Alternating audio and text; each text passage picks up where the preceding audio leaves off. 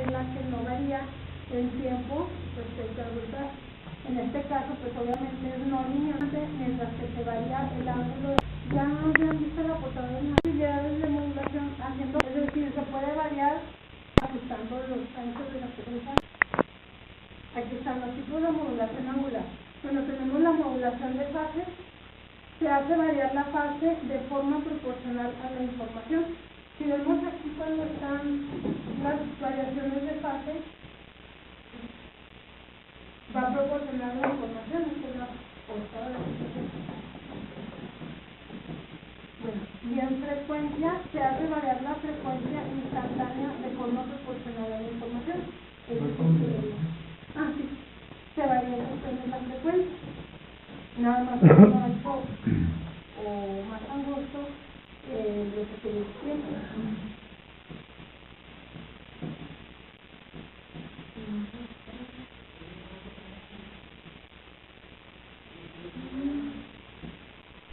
Bueno, sería la frecuencia, la modulación de frecuencia, y está de fase. Aquí nos está diciendo que a mayor amplitud va a ser mayor frecuencia y aquí a mayor pendiente es mayor frecuencia. En este caso, la amplitud, acordemos que es de pico a pico, esa es la amplitud de nuestra señal. Es decir, que a mayor amplitud, en cuanto hagamos más grande esta onda, va a ser más frecuencia. A ver si aquí se puede ver. Estamos viendo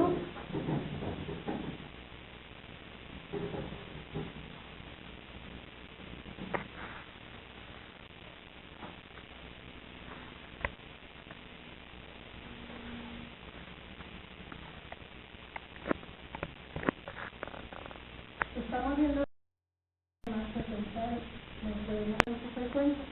Y en este caso, bueno, aquí, sí, cuando la de esta señal inteligente de banda.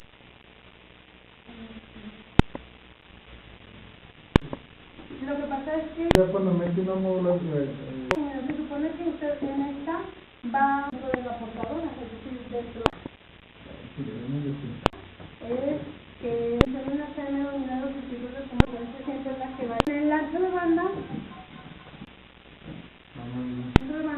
depende.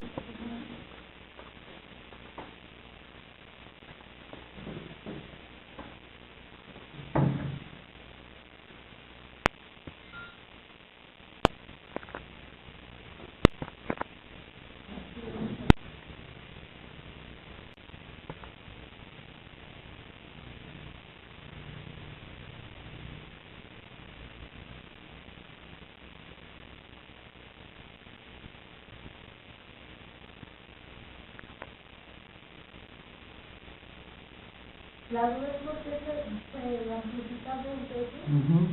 Bueno, para mí. La amplificación es por lo que comentaba.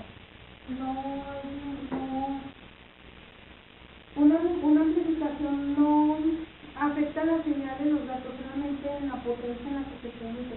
Por ejemplo, si sale muy pequeña la señal, a veces algunos dispositivos ni siquiera alcanzan a percibirla, por lo tanto se tienen que amplificar para que puedan ser transmitidos. Aquí en el mezclador solamente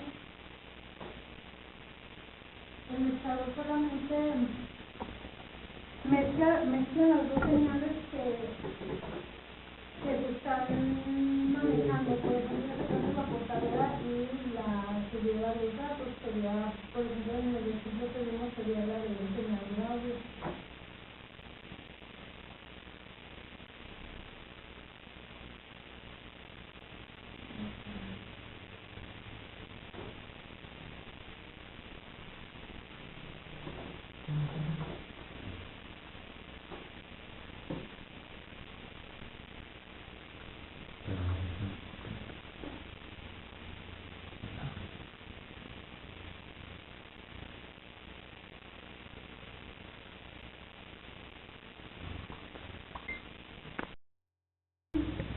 A veces las señales así muy pequeñas.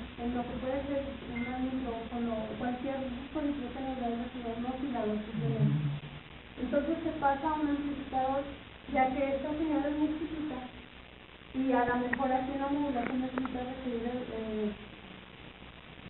cubrir algunos requerimientos y soluciones que amplificar para hacerlo más grande. Al mismo tiempo entra la modulador, esta sería la función del modulador, entra la señal que le van a inyectar los datos. ¿Sí? Por ejemplo, aquí está como ejemplo una señal de audio. Se mezclan y ahora sí sale la modulación. Esta modulación vuelve a salir pequeña, se mete a un amplificador, ya las dos señales mezcladas se amplifica y ahora sí se puede transmitir. ¿Sí? ¿Lo podemos hacer?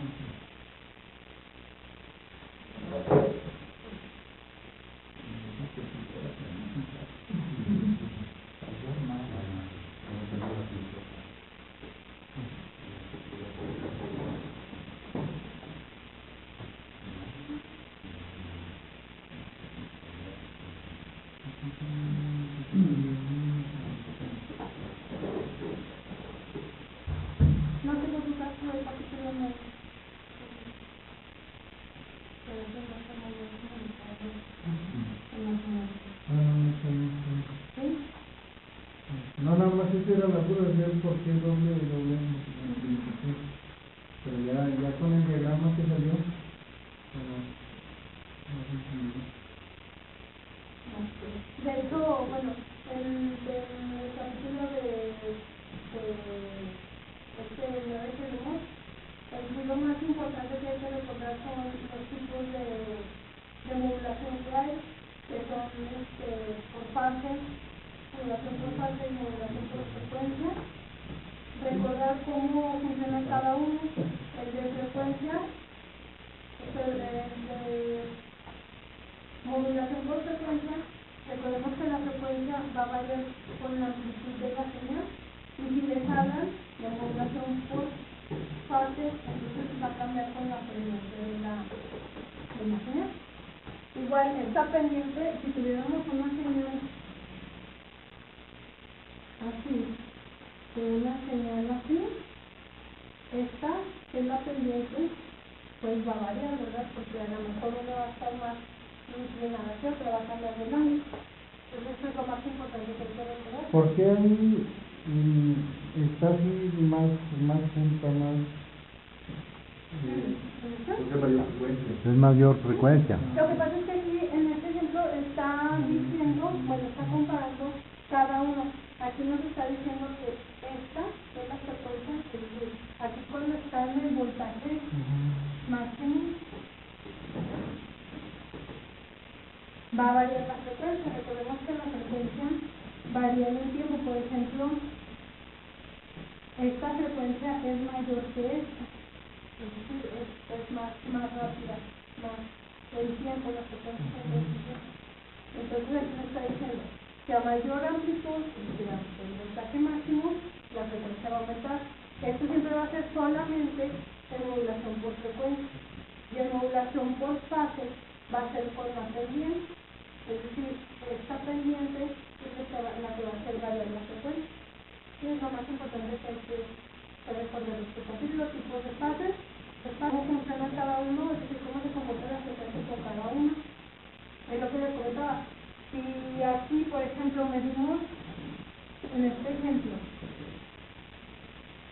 la pendiente de esta señal, es decir, esta, no va a ser la misma esta pendiente aquí, esta pendiente aquí, que esto es más inclinado. Esta es la pendiente. ¿Sí? Entonces aquí puede estar variando. O sea, ahí la pendiente de arriba hace menor frecuencia. ¿Mayor? Siempre a mayor frecuencia, perdón, a mayor voltaje.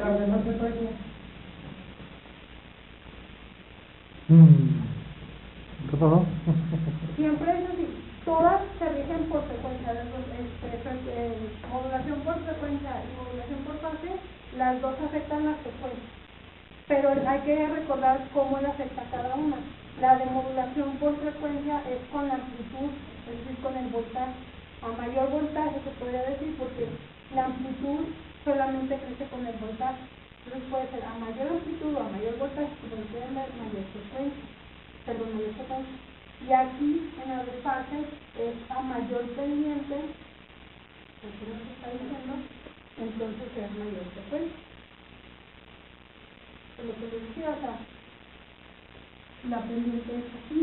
Si tenemos una pendiente así, y tenemos una así, pues esta va a ser mayor que esta. ¿Sí? Entonces aquí nos está diciendo que esta pendiente está aumentando esta frecuencia. Y aparte de eso, pues ya nada más saber cómo funciona las ventajas, pero veíamos que amplitud modulada es más rápida la transmisión de datos porque es más baja el ancho de banda, es menos compleja la señal, solamente que tiene más menos ruido. En la frecuencia modulada, pues es mayor ancho de banda, es más pesada los datos, más compleja, pero es más ruido. Y es más recomendable la frecuencia modulada para zonas urbanas que zonas rurales, ¿no? De hecho, todos los circuitos de transmisión que se usan ahorita usan frecuencia modulada y es más penetrante. Sí.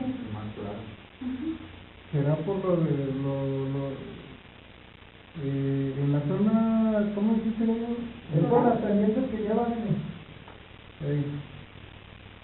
A ver, ¿cómo las pendientes que lleva? Es mejor que la frecuencia modulada. Mucho mejor en zonas urbanas. Bueno, ella es la No, claro, pero de todos aprendemos también, ¿verdad? Sí, no, sí, por eso ya se está cambiando todo a frecuencia modulada. Pero hay una cosa, la onda corta no tiene mucho alcance, dicen amplitud modulada. Probablemente, bueno, yo no he manejado mucho radio ni todavía supongo que en banda corta, como dices, la amplitud modulada puede que sea mejor por la rapidez de la transmisión. Por el rango también que usa, tiene mucho menos ruido.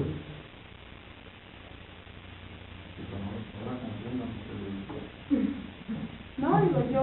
No, y sí, porque como no lo... No, o sea, no es que la confundamos, estamos tratando de despejar las dudas que hay, para ver Pero es mucha diferencia porque ya está estudiando en gabinete y no usted. Exacto. Usted en la práctica, ¿verdad? Entonces, a lo mejor usted puede tener más experiencia en la práctica que ella en gabinete. No, ella sabe que... Bueno, ok. Hay que aprender de los dos. Y bueno, la forma de que transmite la transmisión de los frecuencias, ya no hay ninguna duda. Pues es que es como siempre, ¿verdad? Las dudas van a existir, pero hay que machetearle, Entonces, nada más en el EPM es donde lleva doble amplificación, ¿verdad? Sí, de hecho, bueno, aquí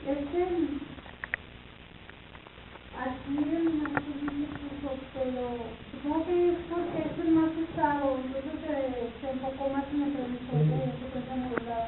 Es que puede ser desde que conectas al encendedor del carro, ¿verdad?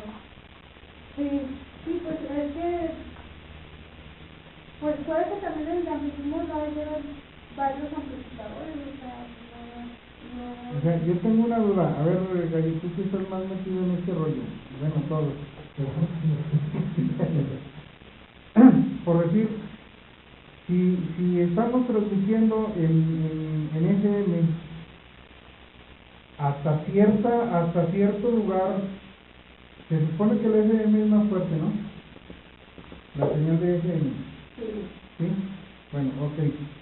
Por decir, si yo estoy transmitiendo en FM, vamos a decir hasta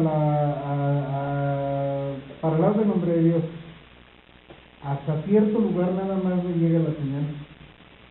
No me alcanza a romper muchas barreras. En cambio la N, sí lo voy a perder en algunos lados, pero lo vuelvo a recuperar más adelante. Porque la bronca está en que depende de la frecuencia que tú estás usando. FM, ¿tú de qué frecuencia me estás hablando? Pongámosle, vamos a decir en 144.000. Ah, ok. Sí. Pero en 144.000 tú también puedes manejar AM y banda lateral, o sea, LSD o USB en 144.000, ¿sí me entiendes? Entonces, ahí son los modos que se están utilizando. Y lo que tú estás más o menos tratando de decir es el AM, pero el AM en qué frecuencia, ¿sí me entendéis? O sea, porque 144.000 se supone que es la frecuencia de 2 metros, ¿sí? Entonces, tienes nada más ciertas límites, o sea, tienes nada más como dices tú, si vas a nombre de Dios, pues nomás te va a alcanzar a nombre de Dios. Aunque utilices ahí 144.000, pero si utilizas una frecuencia más baja, pues lógicamente que el importe va a rebotar más y te va más lejos. Ya viendo el modo, o sea, el modo es el que vas a cambiar. Tú utilizas la modalidad de FM, la modalidad de AM, de banda lateral o de telegrafía. Ese es el modo, pero la frecuencia es la que a veces nos da resultante del brinco de onda, lo que es el aire. El brinco de onda es exactamente. Ya tú la modulación que tú utilices es otra onda. ¿Sí me entendéis?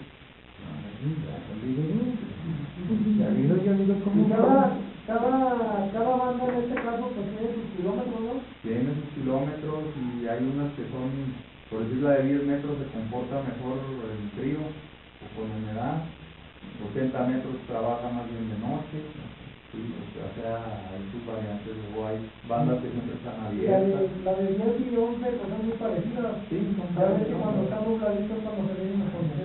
porque hay humedad. Continúa. Colega.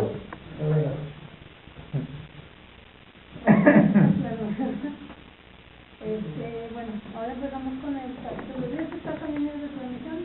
Las líneas de transmisión pues es una estructura material utilizada para la transmisión de energías o ondas electromagnéticas, información, todo lo que han comprendiendo, el todo o una parte de la distancia entre los lugares de comunicación.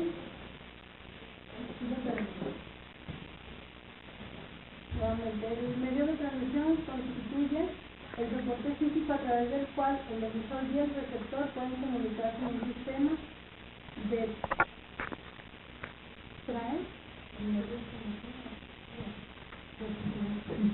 bueno, simplemente es el medio de comunicación, podemos decir que es cable sexualmente para comunicar.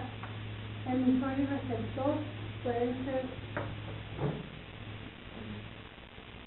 Es como que se cortó la palabra de arriba con la de abajo. es que repitió dos veces el mismo verbo.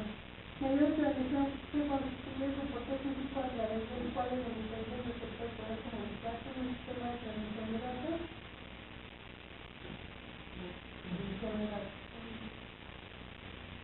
Bueno, medio de transmisión. El medio de transmisión afecta la señal que se transmite a través de atenuaciones, retardos, ruidos, normalmente dentro de un cierto ancho de banda disponible. Bien. Entonces, aquí lo que se representa es una señal de entrada al medio del canal de transmisión. Este es la respuesta del impulso del canal. Pues el ruido que se añade a la señal del canal para hacerse el ruido que las señales parásitas que agregan, y esa es la señal que sale del canal. Es decir, es como que lo que sufre al transmitirse la señal, ¿sí? Se entra la señal en el medio. Obviamente las señales prácticas se puede decir el ruido, bueno, yo sí las conozco, son señales o indeseables que se le adhieren ahí, que afectan, y eso afecta la resultante que sale en el medio de transmisión. Los medios de transmisión son guiados y no guiados. Los guiados son por medio de cables, son las líneas de transmisión y fibras ópticas. Los medios no guiados son a través de ondas electromagnéticas. Estos se emiten por antenas.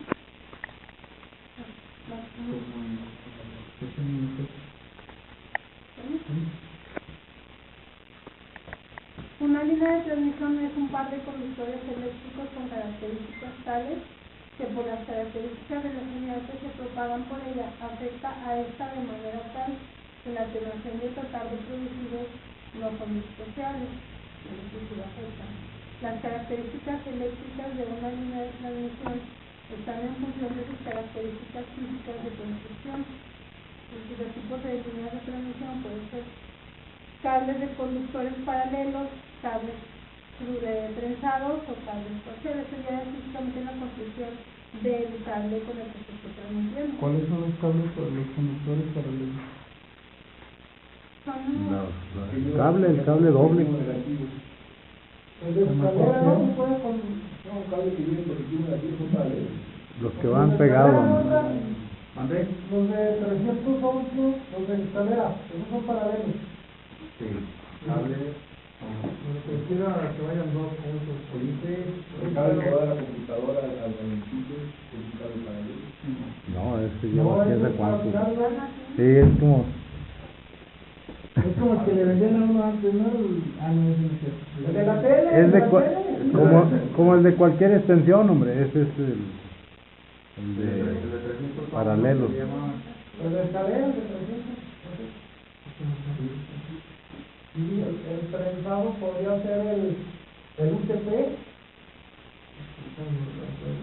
el de redes, el portal, el RG58, el RG16, lo que utilizamos para antenas o para el cable. El cable,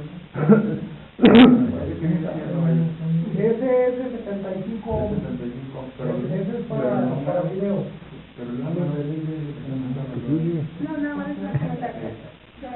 En eso que veíamos cómo afecta la señal de ruido a la señal que se transmite. Bueno, parte de eso también tiene que ver mucho con el tipo de transmisión que están haciendo. Hay algunos conductores que son más inmunes al ruido, o a lo que decían ahorita, climas atmosféricos, cambios de temperaturas, que algunos blindajes que traen, que hacen que la señal sea casi inmune al ruido o a otras cosas que lo puedan afectar.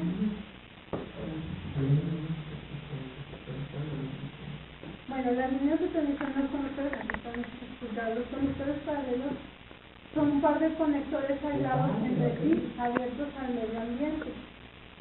Efectivamente, es como cualquier cable que podemos conectar en un tipo de luz. El problema principal es la interferencia entre los mismos conductores. Son sensibles a señales electromagnéticas, que son ruidos o señales causadas por otros dispositivos eléctricos. Los usos, son interconexión entre dispositivos que emplean múltiples líneas y en distancias cortas.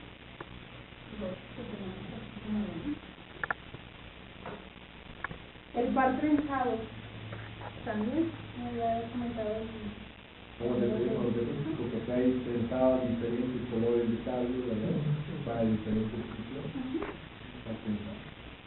El par trenzado, es par de cables de cobre aislados, enredados entre sí, relativamente delgados, pueden formar cables con hasta cientos de pares dentro y pueden tener adicionalmente una cubierta de conductor. El trenzado reduce la interferencia electromagnética entre los pares. Los usos son más comunes en la telefonía, que es en la conexión del aparato telefónico del usuario a la central. En computadoras son todos los cables de los que manejamos. Y en general tienen las limitaciones de distancia, ancho de banda y velocidad de datos. Que es más rápida la velocidad de datos. Los coaxiales, estos los podemos encontrar en la antena, con los que conectamos la antena. La televisión, También en cables. Son par de cables de cobre aislados construidos uno cubriendo al otro.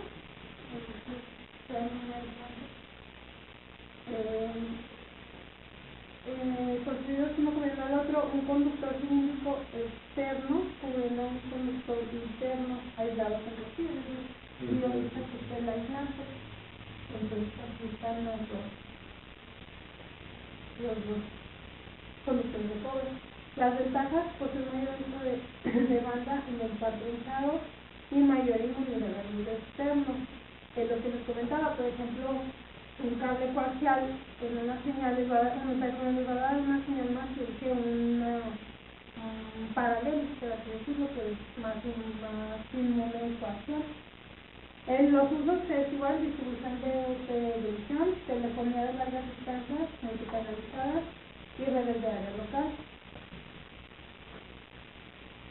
El comportamiento de una línea de transmisión, una línea de transmisión no es un corto, sino que posee ciertos elementos eléctricos que modifican las características de la transmisión de la señal eléctrica a lo largo de la línea. Estos elementos dependen de la construcción física y material empleado en el conductor y aislamiento, lo que les comentaba ahorita, cómo modifican la señal que vamos a tener al final de la línea de transmisión.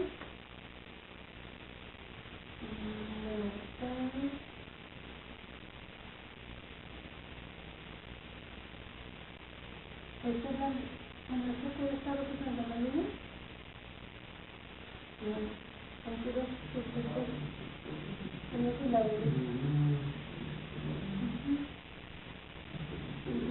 Pues yo creo que por la flecha indica que está representando exactamente el cable. Uno que viene siendo positivo y otro que tierra, pues son puros osciladores. Ahí viene representando lo que viene La línea de abajo es el vivo, ¿no? el oleaje, no sé si está. Ey. Es el oleaje que representa ahí. Ese es el oleaje, por eso marca las resistencias ahí.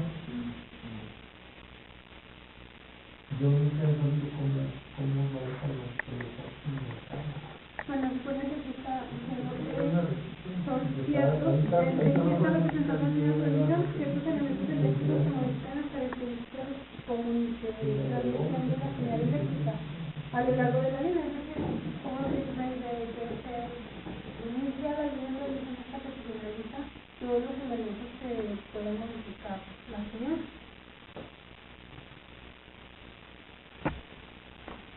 Los parámetros eléctricos se presenta una línea, se consideran distribuidos a lo largo de ella, es decir, son cantidades eléctricas por unidad de longitud. La resistencia del conductor a lo largo de él es la posición de la corriente. Inductancia propia, esta es la conductancia del dieléctrico. La conductancia no la habían visto, ¿verdad? No la habían manejado. La conductancia es del aislante, no es de... Sí, ahí se refiere al aislante. del aislante. Como el aislante proceso. Como se puede decir una medición del aislante, y la capacitancia son unos conductores separados por un aislante.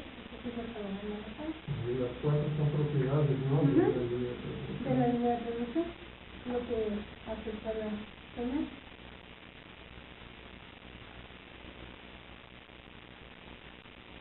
Bueno, la impedancia, toda línea de transmisión tiene una impedancia, que es la característica de la línea a la relación que existe entre la diferencia de potencial aplicada y la corriente absorbida por la línea en caso hipotético de que ésta tenga una longitud infinita, o cuando aún siendo finita, no existen reflexiones. Es una cantidad compleja que se expresa en ohms, que idealmente es independiente de la longitud de la línea y que no puede medirse. Bueno, en este caso se está refiriendo a que la impedancia, la diferencia de potencial, podemos decir que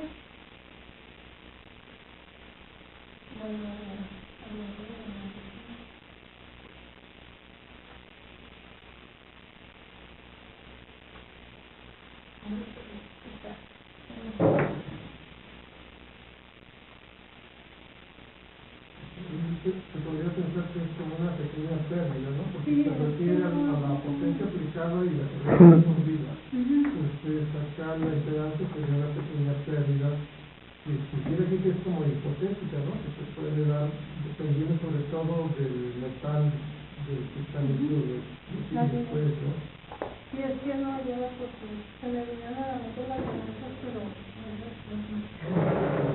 Es sí, como una pequeña pérdida. Por ejemplo, nosotros manejamos los más comunes, no de los parciales en la ley 50, que tienen cierta pérdida, pues, ¿no? Es hipotética, pero hay otros que se consideran de cero pérdida, como la feria, que es un cable parcial también, pero teóricamente sí se puede pérdida, es lo más recomendado para ciertos sistemas, ¿no? Donde se utiliza la potencia, y no es poquita la potencia que utiliza su televisor, pero también utilizar líneas de televisión con cero pérdida, ¿no? Para que sea 100% eficiente. Esos son cero pérdida porque vienen completamente fabricados con cobre sólido, tanto el conductor como el aislamiento. y entonces sí es la No, es que es mucho mejor porque es cobre sólido. Cobre sólido y luego viene con un aislamiento y un aislante. Entonces, pero el aislante no es cobre. no, el aislante no, es espuma dieléctrica, se llama. Sí. O sea que a diferencia de estos, los parciales que son mallas, ¿no? Que realmente son la cubierta de aluminio, Pero está uno que de aluminio o viene cobre trenzado, o en este caso en algunas ocasiones viene malla trenzada de cobre estañada. Ese es de 52 ohms, y el de 50 viene con cobre, pero en mallita, como así cuando desarmas del cable que salen así todos los pelitos, viene trenzado. El filial, ese no tiene nada de pérdida porque viene completamente en cobre sólido, solidificado todo, como un castillo flexible. Se sabe muy rígido, pero no tiene pérdida. Es muy caro. Para la otra clase les voy a traer un pedazo de ese para que lo vean. Posiblemente es muy difícil para que no tenga nada de pérdida. ¿Cómo se llama? Filial, Es la marca Filia, así se conoce comercialmente. Filial o Andy. Pero el metro de ese cable cuesta como 1.500, 300 pesos. Hay que encontrar. Inclusive hay veces que inclusive también para la atenuación que tienen utilizan ese mismo cable con torres de 50, 60 metros de altura. Entonces imagina con un cablecillo de los normales a los 30 ya tuviste pérdida, a los 60 pues olvídate ya tuviste más. Entonces por eso utilizan ese tipo de cables para que no tengan pérdida, pero claro, son más costosos y a lo mejor utilizan menos potencia como están diciendo porque no tienen nada de pérdida. Y a veces les tienen que aumentar potencia porque en el cable ya perdiste. Entonces luego El puro conector vale $150, cada conector. Es muy duro. Para que le quieran poner a la troca, Está por ahí decir, la vaya a pensar. Ahí tenemos. En la próxima clase les voy a traer uno de Filial para que lo conozcan, porque no lo conocen, que tienen carrete de Filial. carrete. Sí, le voy a poner a la Antro Adelante, ánimo. Bueno, eso nada más son fórmulas para mostrar las impedancias de cada línea de transmisión. En las líneas abiertas, bueno, primero tenemos las variables. Esa es la distancia entre los conductores, la veces el diámetro de cada conductor. Esta es la permitividad del dieléctrico, que es la distancia. La D es el diámetro del conductor externo, y esta diámetro del conductor interno.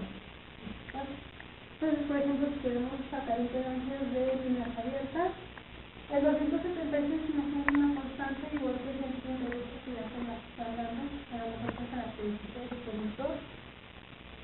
Después tenemos la raíz de la productividad del dieléctrico, y aquí, bueno, ya se usan aplicaciones matemáticas en la línea, donde es la distancia sobre el diámetro de cada conductor. Igual aquí en los parciales se da una constante sobre la permitividad del dieléctrico normalmente por el logaritmo del diámetro externo del conductor. Acuérdense que en el parcial hay un interno y un externo. Entonces el externo entre el diámetro del conductor interno. Los valores típicos Esto ya son calculadas. En los parciales tenemos una pérdida de 50 ohms, bueno, las impedancias a 75, en el trenzado de 100 a 150 y en las líneas eléctricas de 242 ohms. Las impedancias siempre se miden en ohms.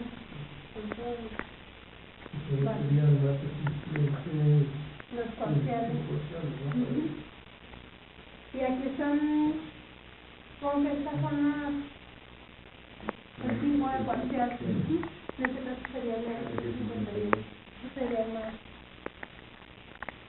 más adecuado.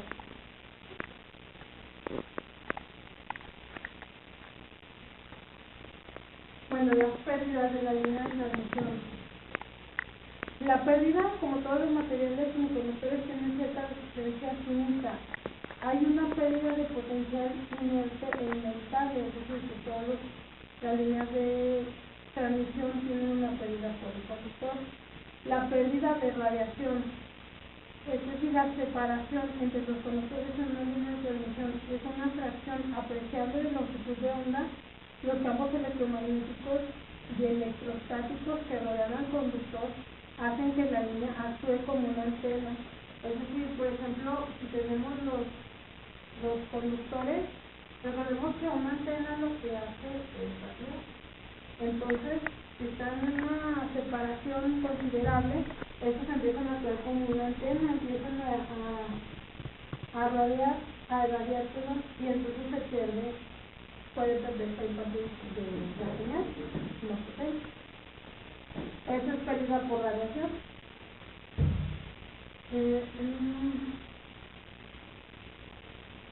Ahora, la pérdida por calentamiento eléctrico, bueno, es una diferencia de potencial entre los conductores de una línea de transmisión causada por calentamiento. El calor es una forma de energía y tiene que tomarse de la energía que se propaga a lo largo de la línea. Para líneas eléctricas de aire, la pérdida de calor es despreciable. Sin embargo, en líneas sólidas se incrementa la pérdida por calentamiento del dieléctrico. Consecuencia, es decir, por mero calentamiento del cable se puede dar una merma de una señal. La pérdida por acoplamiento. La pérdida por acoplamiento ocurre cada vez que una conexión se hace o se hacía una línea de transmisión o cuando se conectan dos partes separadas de una línea de transmisión.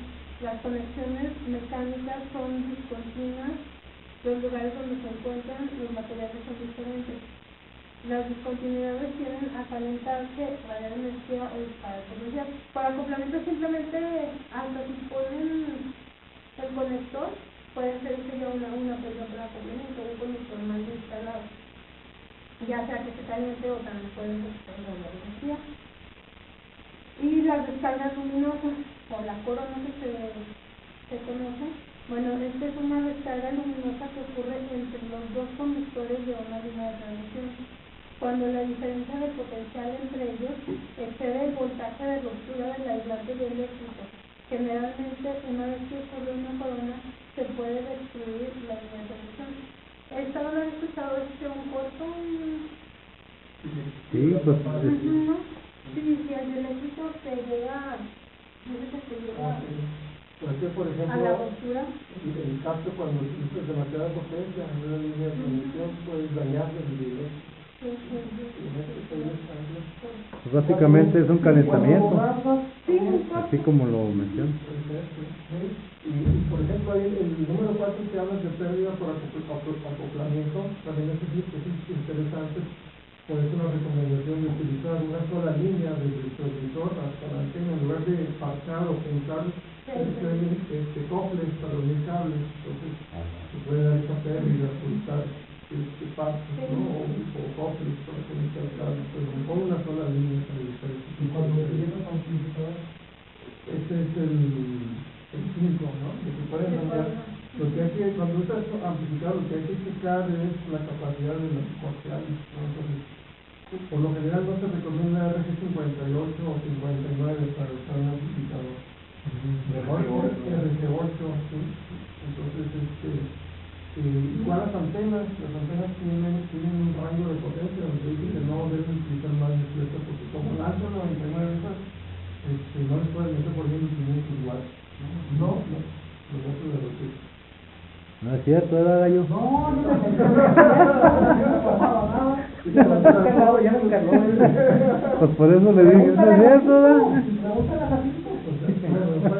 No dudo de que es el gallo. Lo que pasa es que siempre dan unos límites, ¿no? Pero siempre me han transmitido conmigo, ¿eh?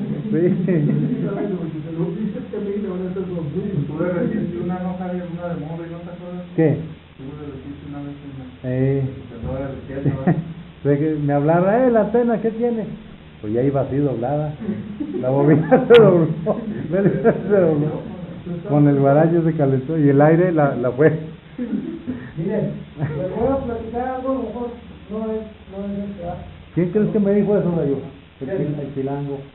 La antena! Yo ¿Qué una tiene? vez estaba haciendo uso del radio y la antena estaba topando en una ramita seca de un árbol.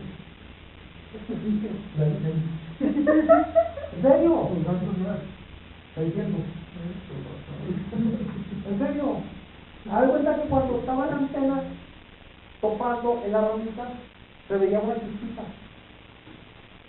Entonces esa chispita fue tanto, ardió. Y me dijo una señora, joven, se le está quemando la antena. El árbol, ya estaba haciendo. Pero eso es nada más por la radiofrecuencia, ¿verdad? Pues hace falta como un microondas. Se puede decir que se está aterrizando, ¿no? En el árbol. Pero son las dos cosas, porque a lo largo del conductor de la antena está pasando los movimientos o todas las corrientes que estás utilizando. Por eso Tú la agarras, no la puedes sostener. No. Porque el resto de la gente está pasando y de ahí se debe decir, para no existe Venga, Martín, no le aplaste, Martín, porque te arranca los dedos. ¿Qué es lo que pasa cuando ponen, por ejemplo, 3 o 4 teléfonos y ponen maíz palomero? Se revienta con el calor. Hablas a los teléfonos y con la transmisión de Imagínese que hará con el cerebro. yo pues no uso el contigo. Yo no traigo. De hecho, yo no me acuerdo cómo se llama, un experimento que es una antena, ponen unos dos cables como antena y un oscilador, va subiendo la amplitud y se ve la chispa cuando la tiene. Yo no sé cómo se llama esto. Es una antena, se llama. Esto explica también por qué las refrigeradoras no permiten pero el RF puede ser una chispa y es cierto, que sí ha pasado. Hace poquito sacaron un tipo de documental de Televisa donde sí es cierto que hacen cuando estás echando gasolina y contestas el teléfono y se ve cuando sale la llamada. Pero yo considero que los que ya andamos en esto ya sabemos, ya no nos suena tan sí, sabemos que es el lumbre, al final del día el lumbre. Este es también el número 5 de descargas luminosas o coronas están los 50 MHz, están los 30 años. Cuando yo tenía mi licencia, andaba yo trabajando y traía el radio, el icon, y lo traía en 80 metros. Cuando estaba hablando, Martín, estaba a cierto nivel de humedad, se veían así como estrellitas arriba de la antena, pero veías cómo bonito se veía, pero chuladas, así como si fuera una coronita, pero bien bonito se veía.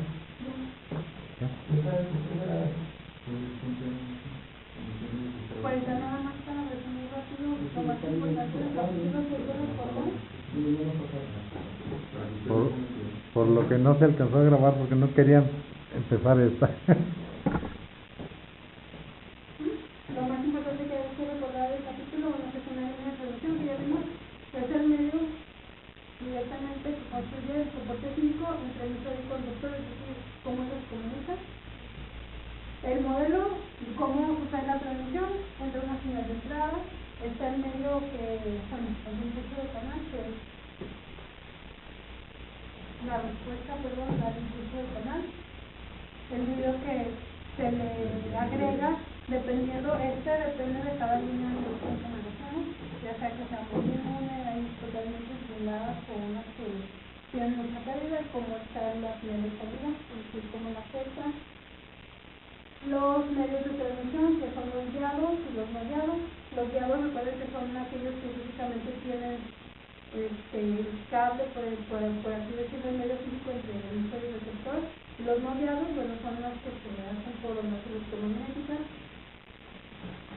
Igual los tipos de cable para líneas de transmisión, nada más los paralelos, el patrizado y el coaxial, que son los básicos, los que más se usan en las líneas de transmisión. Bueno, ya vimos aquí cómo son cada uno de ellos. Recuerden para qué se usa cada uno. El paralelo, pues es el que comúnmente desconectamos a la luz. El trenzado son todos los que usamos en telefonía o en redes. Y el coaxial, los que podemos ver en las antenas.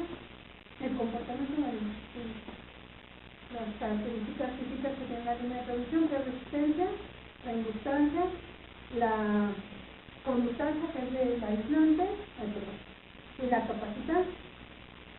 Y bueno, las impedancias de los coaxiales, que son los más eficientes, se puede decir. Los Ethernet o trenzados Ethernet se usan también para ver, pueden encontrarlos con ese nombre. Y los eléctricos. Y nada más los tipos de pérdidas, que sí también es muy importante recordar qué tipo de pérdidas hay, que esto puede ser también. Acuérdense que es por conductor, que es ya lo que la fabricación directamente del conductor, la radiación, irradiar, por ondas electromagnéticas, por calentamiento, por acoplamiento, o lo que sería por lo que es la corona, la descarga luminosa. El acoplamiento a veces también es por la cuestión de la Tierra y los conectores. Mucha gente a veces nada más solda el vivo. Y la tierra pues nada más dice, así se aprieta y cantando. Pero muchas veces también hay que tratar de escanear también la malla a la misma campana. Muchas veces a veces no le gusta, ya, para qué no están un barradero ahí. Pero la guía. No sé si tiene más 5 minutos antes de seguir con la siguiente presentación. ¿Cómo se puede? No, dale. Adelante. Fuga.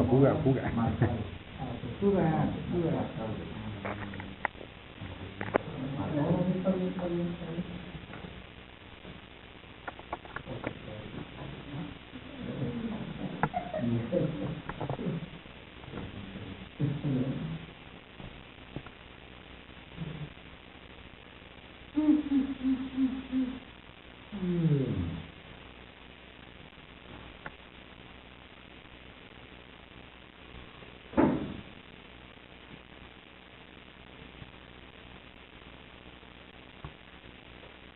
En contra de la temática que viene en la guía de estudio es lo que se refiere a comunicaciones vía satélite. Pues a lo mejor no se habían imaginado, pero dentro del segmento de aficionados tenemos esos atributos tanto para fabricar, instalar y operar estaciones de vía satélite, ¿no? Y eso es lo que a mí me gusta mucho, es algo un poquito más elaborado, más técnico, pero se puede hacer con un equipo portátil y solo hay que entender algunos conceptos básicos que son los que vienen en la guía de estudios y son en los cuales me basé para elaborar aquí las diapositivas. Estas son las antenas que tengo atrás de mi casa, así que aquí de presumir ahí. Ahora te va a buscar ahí la Marina. ¿No te acuerdas que me ibas a instalarlas y arreglarlas? Tuve un país y yo.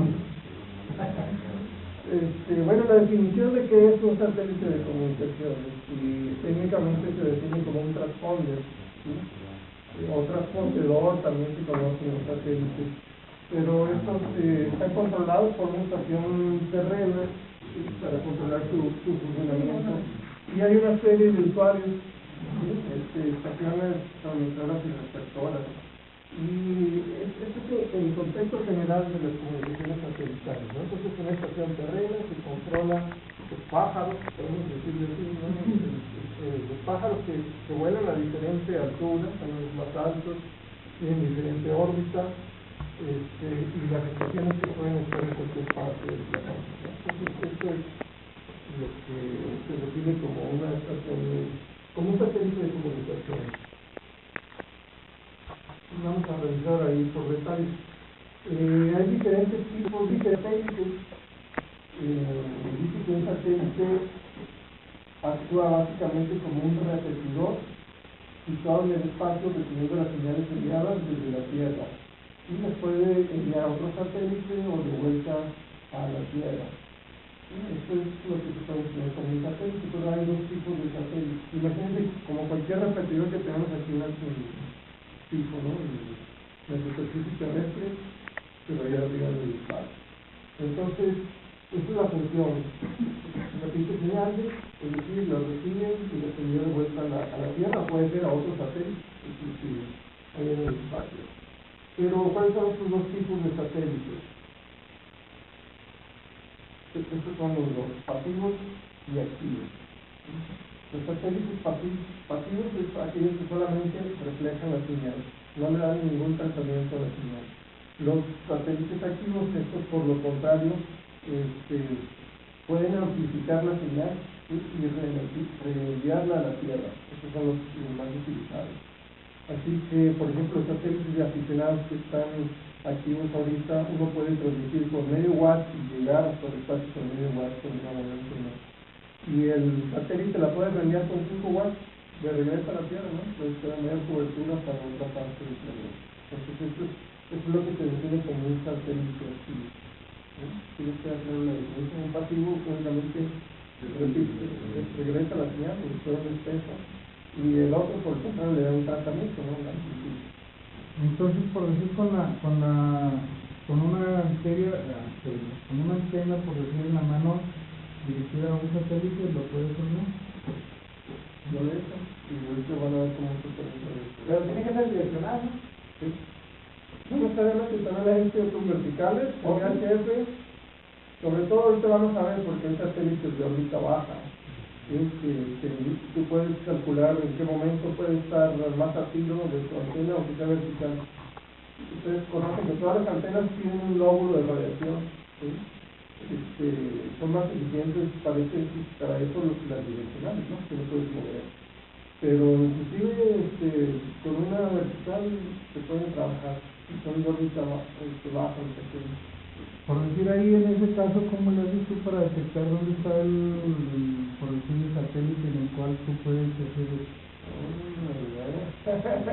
¿Y qué nos va a pasar? ¿Y qué frecuencia? No, o sea, de hecho sabemos, por decir, cuando el sol está cayendo, pues, si nos fijamos,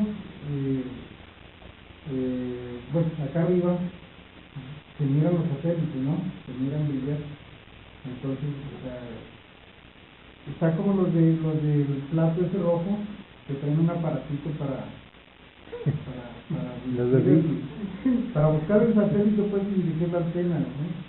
Claro que les interesa que se les va a decir cómo se hace todo eso, ¿no? Hay diferentes tipos de satélites, les digo. Hay algunas que tienen una órbita elíptica, ¿sí? Vean, estas son las órbitas elípticas. Hay otro tipo de órbita como esta roja, ¿sí? Y hay otras de menor altura que son los de órbita baja, los elípticos, ¿no? Es como una órbita circular. Y entonces, eso es lo que debemos de entender, que hay satélites que tienen diferentes tipos de órbitas. O de otra manera, hay diferentes tipos de órbitas, ¿no? En que los satélites pueden moverse. Y ahorita vamos a ver cuáles son cada una de ellas. Pero, por ejemplo, se llaman satélites no síncronos o asíncronos también, ¿no? Así que no sé cómo les ustedes en asíncronos, cuya posición varía, ¿sí? O sea, no siempre están visibles para un punto de la Tierra. Hay satélites que siempre están en una posición fija en relación a la Tierra. Pero obviamente estos que tienen una órbita elíptica, pues no, ¿verdad? Cuando están acá, puede que no tengan forma de comunicarse con la Tierra, hasta nada más cuando están por aquí. Pero esos usarían repetidor, ¿no?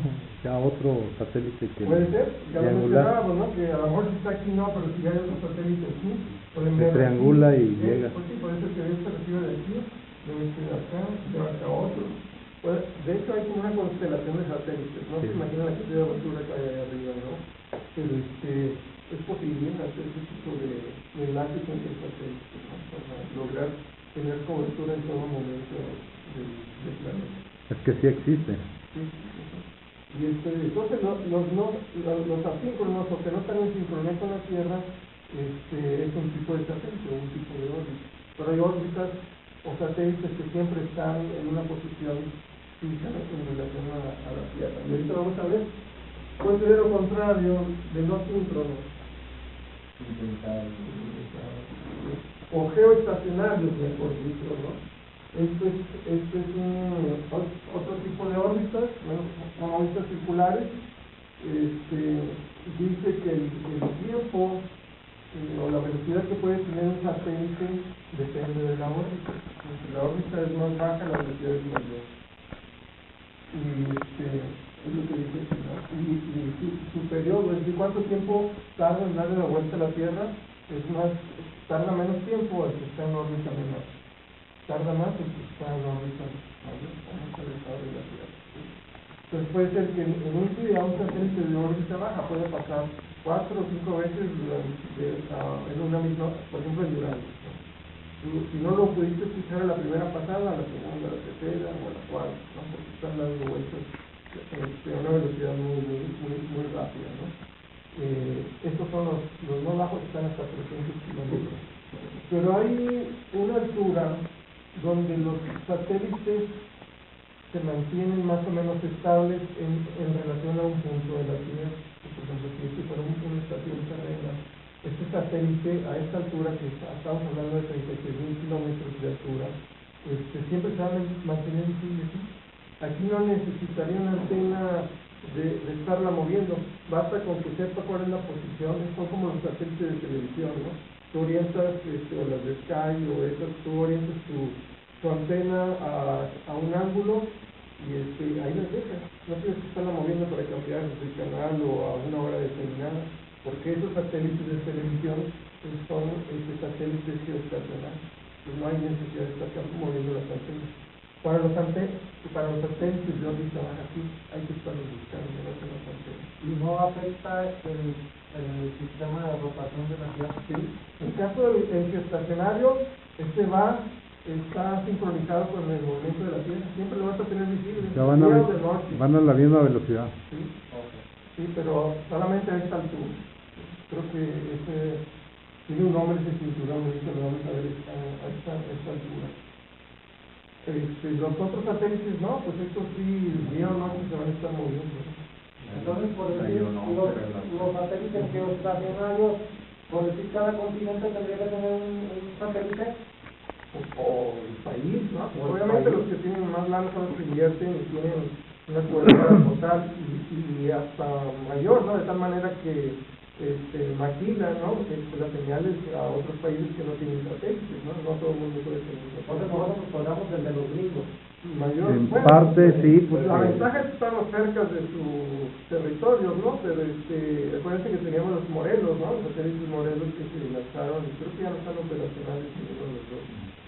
Que estaban también destinados a telefonía y televisión, obviamente eran geoestacionarios, ¿no? Por lo importante que tienen que estar disponibles en todo momento. Entonces, estos son los satélites geoestacionarios. Entonces ya recuerdan los dos tipos, ¿no? Asíncrono y geoestacionario.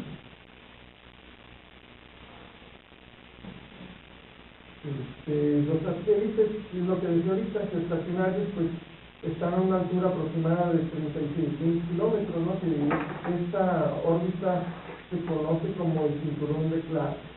Me parece que ese Clark era como un escritor, como Julio Verne, ¿se acuerdan? Era un escritor de ciencia ficción. Siempre decía en sus novelas de ciencia ficción que existía una altitud donde se podía mantener esa relación de geoestacionario en relación a la Tierra, ¿no? Entonces, por eso se le dieron el nombre a esa órbita de altura de 36.000 kilómetros, ¿no? yo me acordé de Superman, Clark Kent. Sí, claro. Sí, entonces esa es una característica de los geoestacionarios.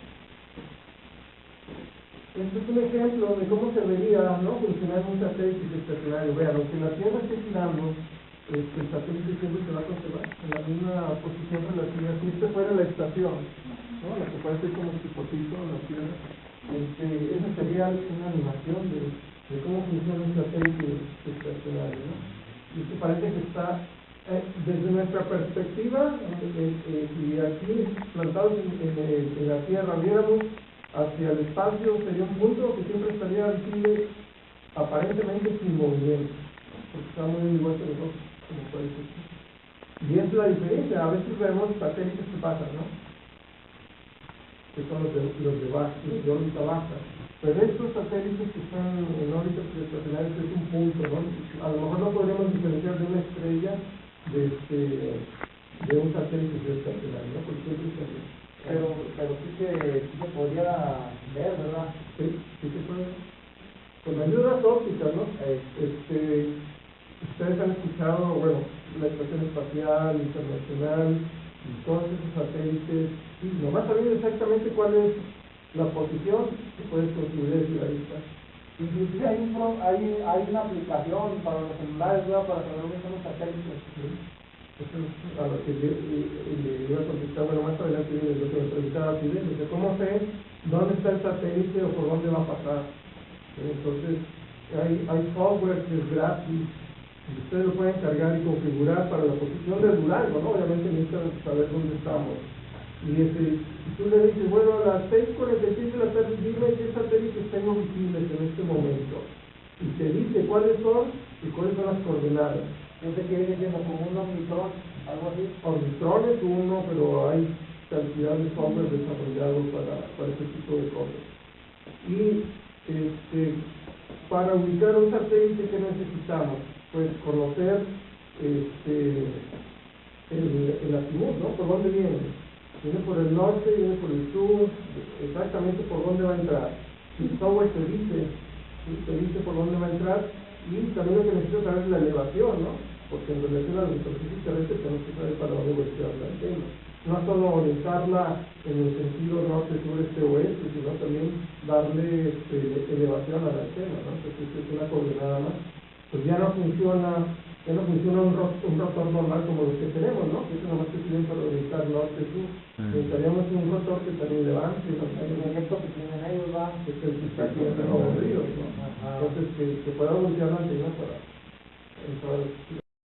Apogeo, ¿sí? Perigeo es la distancia más cercana y apogeo es la distancia más lejana. Entonces aquí aparece representada en el círculo nuestro planeta y la posible posición que podría tener el satélite en una parte más cercana, que es el perigeo, y una parte más lejana. ¿Sí? ¿Les queda claro eso? Sí. Esto significa pues que no es una órbita, se puede monitorear utilizando un software como este. Pero esto es lo que me preguntaba Fidel. Yo puedo programar. Por ejemplo, si nada más tengo chance en las tardes, los martes o los viernes, yo puedo analizar en el software qué satélites me pueden quedar para esas horas en que yo puedo salir, ¿verdad? O si estás así medio zafado como yo, te puedes desvelar, y si sabes que un satélite va a pasar a las 3 de la mañana, pues programas tu despertador a las 3 de la mañana y esa hora prendes tu equipo y haces el contacto, ¿verdad? Ojalá ya alguien coincida en esa locura contigo, si no vas a ser el único que va a estar llamando. Otras horas o fines de semana si encuentras más actividad, ¿no? Bueno, pues son, pongamos, a las 6 de la mañana de aquí, y en Europa serían las 10 de la mañana. Depende del satélite, ¿no? Si son satélites de órbita baja, no podrías llegar hasta Europa, ¿no? Podrías llegar a lo mejor a Estados Unidos, Centroamérica, sí, a lo mejor partes de Sudamérica. Si son satélites de órbita baja, ¿por qué? Esto es el concepto que quiero explicar aquí, lo que se llama la huella del satélite, ¿sí? Que es como la representación geográfica de dónde puede ser escuchado el satélite. Si este puntito amarillo es el satélite, la huella o la cobertura que tiene sería todo lo que está aquí a su alrededor de este círculo. Entonces, digamos, alguien que está en Miami podría a lo mejor hablar con el norte de, bueno, aquí hay parte de Centroamérica y Venezuela, inclusive a lo mejor las Islas Canarias, ¿no? Lo que hay por aquí cerca. para este satélite su huella es diferente, es todo Norteamérica, parte de Siberia, del estrecho de Bering, Alaska y Groenlandia, ¿no? Entonces, depende del satélite, es la cobertura que te puede dar, ¿no? Normalmente estos son satélites de aficionados que son de órbita baja. Si fuera un satélite de mayor órbita, la cobertura es mayor y podría suceder lo que dice Arturo, ¿no? De que podrías tener a lo mejor en lugar de esta, la huella podría cubrir todo esto, ¿no? Entonces sí podrías estar comunicando el continente, Norteamérica con Europa o norte de África, ¿sí? Entonces lo que quiero que ustedes entiendan es que la huella es precisamente lo que escribí aquí, la representación geográfica del patrón de radiación de la antena de un satélite. Aquí el chiste es que esta huella se va moviendo, ¿no? Esta fue captada en un momento dado, ¿no? Pero esta huella viene caminando, ¿no? Entonces llega un momento en que toda la Tierra, tiene todo. cobertura donde estamos nosotros, ¿no? Entonces dice, no, pues puedo hablar con los norteamericanos y algunos Centroamericanos. del mismo país y a lo mejor de algunos de Centroamérica, ¿no? Yo en una ocasión también utilicé, no me acuerdo si ya lo bajaron ese satélite, Oscar 13 o... ¿No escuchaste de ese, Martín? No, pero no sé si esté todavía, pero No, ya supuestamente lo bajaron, bueno, pero nada más lo que se alcanzó a escuchar fueron de 10 a 12 minutos, nada más fue no está abierto toda una hora, por decirlo así, no. Nada más depende el tiempo estimado también, y también como dices tú, la altura que tenga y dónde va orbitando, y es el tiempo, nada más el lapso donde lo Sí. escuchas, Sí. no es de que se quede todo No. siempre encendido ahí Sí. la comunicación, es un ratito, y se perdió, hasta que vuelve a dar a lo mejor coincide otra vez a Sí. la rotación. ¿Y cómo identificas cuando ya tienes el satélite? ¿Hay una caída? Bueno, se empieza a escuchar el ruido, Sergio, del repetidor. Pero también tienen, además de las frecuencias de subida y de bajada, donde se escucha la voz, a veces tienen beacons o balizas en otra frecuencia. Sí, puede ser que esté transmitiendo un beacon en 144.10, digamos, en telegrafía, ¿no? Está mandando el beacon. Y además, o sea que tiene no solo una antena, ¿no? Sino que tiene varias antenas para diferentes frecuencias. Pero y lo que dice Edgar es cierto, o sea, en lo que se tarda de cruzar de sur a norte pasan 15 minutos, ¿no? Así que tienen que estar muy bien preparados, ¿no? Yo lo que hago es que, me organizo, ¿no? Y ya sé que va a pasar esa hora, y lo que hacía antes cuando hacía satélite, me salía al estacionamiento de la facultad y ponía mi grabadora, porque también es muy rápida la comunicación, ¿no? Entonces no es para ponerse a platicar y cómo te va, cómo está el clima, no se puede, ¿no? Porque es muy rápido todo y se puede perder la señal muy rápido. Entonces lo que intercambias es el indicativo y lo que le llamamos la localización, ¿no? Algo así muy... Y aguanta, Perú, 73 y ya, pero te están llamando otras estaciones, ¿no? Se pone la pelotera, bueno, así como en la 695 y eso, cuando hay buena propagación se pone la pelotera y todo el mundo habla, ¿no? Entonces el que se oye más fuerte es el que tú le tiras, ¿no? A ver, El gallo. El gallo loco, a ver, dale. El gallo. Es rápido. Es o sea, haces satélite y se le considera HT, ¿no? O sea, es el HT, porque hace cuenta que se suben ahí por el cerro, luego agarran antenillas y están así, luego acá, y o sea, en fracción de un ratitito, ándale, es eso. El View tiene una antena de esas, yo también tengo una de esas, es una Arrow, es para doble banda, UHF y VHF. Los reales más largos son los de VHF y los más cortitos son los de U, estos son los de U, los más cortitos. ¿Se puede utilizar amplificador? Sí, pero no se recomienda. ¿Cuándo? Con la potencia de un focal es suficiente. 5 watts. 5. Se te queda pegado. ¿Cuándo? Cuestiones de la Tierra. Es que vas a concentrar los 5 watts, los concentras en la direccionalidad de la antena, tu ganancia que tiene. ¿Cuándo con eso podríamos te- hacer un tipo... De prueba. Podemos hacerlo, nomás ojalá y coincida para el horario que tenemos aquí el próximo sábado. Podemos intentarlo. Y si no nos desvelamos, pues ¿qué tiene? De preferencia, Cafecito, bucanas. Luego, si No, hay no tiene nada que pequeñito hacer. por ahí que pudiera darse. Fíjense, entonces, como los portátiles que traemos doble banda, esto es como full duplex. Tú abres todo el sketch de UHF, que es por donde estás recibiendo, y puedes estar hablando, ¿no? Y escuchando lo que está sucediendo, porque son frecuencias diferentes. Es como si hablaras por teléfono, ¿no? Hablas y escuchas, ¿sí? Entonces, ese es el equipo mínimo. Y tú, con el software, más o menos sabes por dónde va a empezar a escucharse. Entonces, tú eres el propio rotor. Tú le das orientación y elevación, ¿no? Entonces, usas tu mano. La cosa que les pregunto a veces, entonces te dice, soy la Whisky 5 Delta Julia. ¿Y luego qué haces? ¿Cómo la notas o qué? La grabas. ¿Tienes una secretaria o qué? La grabas. Sí, pones la grabadora, ¿no? Y ya después recuperas todo lo que dices. Tú nomás a todo le dices que sí, que 5.9 y que 73. Sí. Soy la XL3, quita la gripe en 2x3. Entonces ya saca los datos y luego ya después tú vas, checas en el por receta y es fulano de tal. No, tienes que tomar el indicativo bien grabado, ¿no? O alguien que te ayude a anotar, sí, no es broma lo de la secretaria, alguien que te anote, ¿no? Porque para que el contacto sea válido tiene que decir tu indicativo completo, la autorización, y tú la de él, y decirle 5.9. Y lo que se intercambia en lugar del QTH o decir que estás en Durango, es el grid locator, que es como una rejilla, ¿no? Que clasifica a todo el mundo. Y dependiendo de donde estamos, se le da, ¿no? Por ejemplo, donde tiene su casa, que está mi estación, es Delta Lima 74. O sea, ya nomás con que tú le digas Delta Lima 74, y ya dice, oh, sí, gracias por Delta Lima 74, y ya se acabó el contacto. Era lo que preguntaban ahí en el baluarte, que cuál era el grid doctor de ahí de la... ¿No sabían cuál era? No supimos. Se puede calcular fácil. Y sí, porque eso es obligado a intercambiarlo en los contactos. Para que sea válido. En satélite o en 6 metros también se usa eso. Más o menos, por decir, ese es el estado de Durango. Y las líneas del Grid Doctor aparecen, bueno, pues en todo el mapamundi. Entonces, por decir Durango, ¿qué es? Delta Lima 74, QE. Bueno, ese es uno más pequeñito. Más o menos. Pero ese es a como está, ese es un grid. Se llama así. Grid locator, se escribe. Locator. Sí, entonces, ahora a veces ya no se. México se XC1 por las zonas, XC2 y XE3.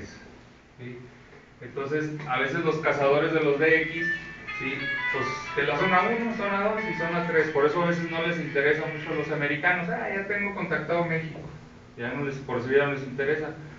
Entonces ahora hay muchos, se vino esta modalidad de los grid y ahora están por todos este cuadro, ahora este cuadro, y a ver quién tiene este otro cuadro, y así por toda la cantidad de grid doctor que se haga. Lo que hubo ahora en lo del puente Baluarte, hagan de cuenta que pues se activó este grid doctor de este lado de Durango y Sinaloa, por decir que era el DL el 70 y Charlie Lima, era algo así, no recuerdo. Nosotros sí lo pusimos ahí en la hay unos GPS que te lo dan automático. Y exactamente, y esa es la manera en que hacen la transmisión. No te pide a veces las otras personas, no te piden tu casa, ¿dónde está? No, pues la calle, no. Y anótale bien. DL, bla, bla, bla, y pum, ese fue Colonia Valles del Guayana 15. Pero todo el mundo está mapeado así, se llama, es una cuadrícula, el grid locto, y así es la manera en que lo localiza, con sus coordenadas y todo, y ahí ya viene. Ya ni si uno estoy en Durango ni nada. Pues son las coordenadas por las que está cuadriculado el mapamundi, ¿no? Los grados donde estamos. ¿Eh? Tú sacas las coordenadas y esas las conviertes a esa grid locator para que sepas cuáles son. Me interesa eso. Sí, eso está muy padre, yo lo disfruto mucho. Pues saber que estás utilizando tecnología espacial para comunicarte con un radicillo portátil que utiliza menos potencia que una lámpara de esas, pues, pues está padre eso. Y bueno, a nosotros nos ha tocado hacer ese tipo de experimentos. ¿Has experimentado en el rebote lunar? No, esas son las ligas mayores. Sí, eso sí requiere Mucha potencia y antenas de mucha ganancia. Sí. Ahí está, ¿no es el país ese? Sí, ahí está. Versión canadiense, yo creo, pero ahí está. Este es otro tipo de antena, vean que es un rotor más elaborado, ¿no? Que da esta ya no es manual, ¿no? El rotor humano no, el anterior sí era humano, pero este es un rotor ya que te da el manejo tanto en azimut como elevación, ¿sí? Entonces, tú ya lo puedes controlar de manera más automatizada con un software, ¿no? Que te va a graduar como el prototipo que desarrollaron los muchachos, ¿no? Para ir moviendo poquito a poquito el rotor con su antena. Y por ejemplo, yo le decía a Ríos en su proyecto lo del efecto Doppler que les decía, ¿no? El efecto Doppler, otro ejemplo, es cuando se escucha una ambulancia, ¿no? El ulular, como pasa y cómo se deforma el sonido. Sí, ese es el efecto Doppler que ocurre también con las señales de radio. Y por eso se tiene que ajustar un poquito la frecuencia. Yo le decía a Ríos, pues si vas a manejar el rotor, también que el software te vaya modificando la frecuencia del radio para que te compense el efecto Doppler. Y le parecía interesante, ¿no? Porque ya con el software algunos radios se pueden manejar, ¿sí? Entonces será totalmente automatizado. Este es un ejemplo de una antena. Obviamente lo que no requiere es demasiada altura la antena, ¿no? Porque pues, lo que importa es la orientación y la inclinación que tiene la antena. Insisto, para trabajar satélites que no son geoestacionarios, ¿sí? Que se tienen que estar siguiendo, ¿no? ¿Por qué? Porque son de órbita baja, que son muy veloces y que pasan muy rápido, ¿sí? Y estos son de aficionados, ¿eh? No crean que es algo profesional. Oye, Gallo, ¿y tu rotor? ¿Mande? ¿Y tu rotor? ¿Mi qué? Tu rotor, el primer rotor que tuviste. No, ¿cuál dices tú? Yo digo el que dijo don Rafa. Cuando me La escoba, que se subía. A puros escobazos. Bueno, vean, aparte, si hablamos de satélites que son geosíncronos o geoestacionarios, correspondería a una órbita del mismo tipo, ¿no? Por eso repetí el dibujito de aquí. La órbita geosíncrona, ¿sí? Esta es la de los satélites geoestacionarios, que siempre la órbita siempre está a la misma distancia de la Hasta el sábado. Hasta el sábado. Gracias. Entonces, el satélite permanece casi estacionario con respecto a una estación terrestre específica. Igual, no hay necesidad de cambiar de un satélite de otro o mover las antenas, siempre se mantienen en la misma posición. Diferentes clasificaciones de los satélites. Son dos, los giratorios y los que tienen estabilizadores de 3 ejes. Yo no sé si alguna vez han visto en algún video o en alguna película los satélites, pero hay unos que son de esta forma, cilíndricos, y están girando, así. Estos son los giratorios precisamente, ¿sí? Y los otros, que como estos tienen un movimiento diferente. La cajita que aparece aquí siempre se mantiene orientada o en una misma posición en respecto de la Tierra, pero utilizan una serie de mecanismos para mantenerse estables. Son como paneles solares, ¿no? Estos sí son paneles, sí, pero también utilizan ciertos estabilizadores para conservar la posición del transmisor, ¿sí? Como para nivelarlo, ¿ah? Sí. Acá, por ejemplo, los paneles pueden estar pegados al cilindro, no están tan... Sí, entonces, son los diferentes tipos de satélites. Estas son las preguntas que vienen ahí en la guía. ¿Cuáles son los giratorios y cuáles son los estabilizadores de 3 ejes? Y estos son los ejemplos. Imagínense una situación como esta. Como les decía, hay una constelación de satélites. Imagínense que cada uno está transmitiendo a una altura determinada, frecuencias diferentes, órbitas diferentes. Es un caos, ¿no? Aparentemente allá, lo que hay allá. Y esa es la realidad, ¿no? Hay tanta basura, no solo los que están trabajando, sino los que ya no sirven también. Tampoco creen que van a ir a recogerlos para que ¿no? Ahí se quedan. O sea que ya no nomás estamos ensuciando la tierra, ya estamos ensuciando allá afuera también. Ahí se queda toda la basura, lo que deja de utilizarse, ahí se queda, ¿no? Y lo cual, La estación Mir, esa sí la de esa esa sí la cayó, bajaron, esa ¿no? sí Esa bajó. sí la bajaron por el tamaño. Imagínate una cosa así ahí arriba, es un peligro, ¿no? ¿Y los puede golpear un meteorito? Sí. Sí. Inclusive entre ellos pueden colisionar. Sí. ¿No? Y hacen caos, ¿verdad? es grave. Como no vieron la película de Sandra Bullock, la de ¿cómo se llama? Ah, sí, la nueva está. Hasta ganó un Oscar, ¿no? Donde sale en el espacio. La fuerza gravitacional, ¿Cómo se llama? Gravedad. Gravedad. ¿Sí? Ahí ellas están trabajando, maniobrando ahí en una estación espacial y de pronto les avisa, oye, por ahí te va a caer una basura. Pero son estos, ¿no? Desperdicios que están ahí ya. Y pues ahí se queda, ¿no? Hasta el infinito o alguien que vaya y los traiga, ¿no? Pero ahí están. Entonces, a lo que les quiero comentar es que cómo se podría mantener el orden para que no se interferiera, para que no chocaran, para que todas estuvieran operacionales. Bueno, pues hay varios aspectos que se tienen que revisar. Por ejemplo, si utilizan la misma frecuencia hay que considerar un ancho de banda. Es como cuando usamos el civil, ¿no? Los canales. Si estás en el 19 y otro está en el 20, ahí se están haciendo ruido. ¿Sí? ¿Por qué? Pues porque la transmisión tiene un ancho de banda en AM. Entonces dicen, no, pues para que podamos platicar bien, uno que se vaya al 40 y otro al 20, ¿no? Que es la mayor separación. Entonces acá también se tiene que vigilar eso, ¿no? Que las frecuencias tengan cierta separación para que no se estén interfiriendo. Igual los lóbulos laterales, esto ya lo conocemos, los lóbulos de radiación de las antenas. Sí, aunque a lo mejor si yo estoy en el si Fidel está en el canal 40, yo en el 20, pero tengo una antena direccional y le estoy apuntando arriba de su estación, aunque estemos en canal diferente, le voy a estar metiendo ruido. ¿Sí?